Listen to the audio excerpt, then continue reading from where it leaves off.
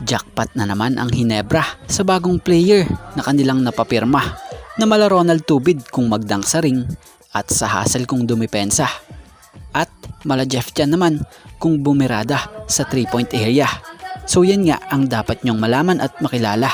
Kaya wag na nga nating patagalin pa, tara at atin ang talakayin yan.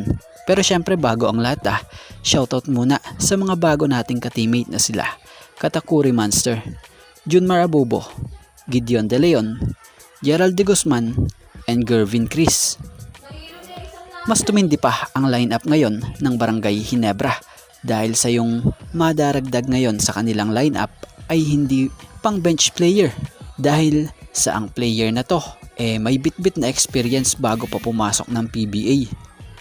Nakapaglaro nga ito sa US, nagtungo ng Pilipinas para maglaro din sa Ateneo sa UAAP at nakapaglaro sa MPBL bago sumalang sa PBA draft na kung saay nakuha siya sa PBA draft ng Barangay Hinebra ngayong 49th season bilang pang 10th pick sa 3rd round na kung saay nasubukan agad ni Coach Tim sa isang matindihang laban na kung saay dumayo pa sila ng Macau para makalaban ang 2024 P-League champion na New Taipei Kings. At dito nga nakapagpasikat agad na kung saay na showcase nga niya yung kanyang talent. Kitang kita sa manlalarong ito yung palaban na laro.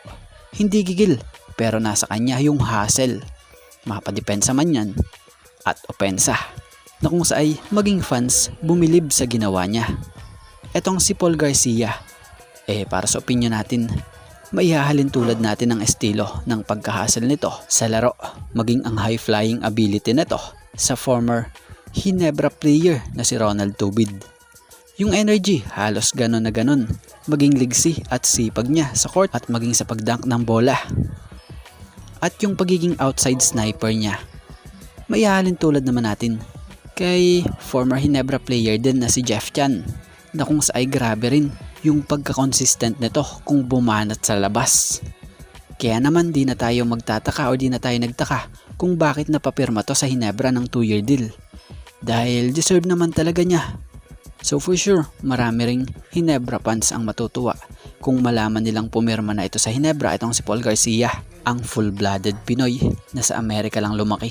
At ngayon, andito na siya sa totoo niyang mga kalahi dito sa bansang Pilipinas.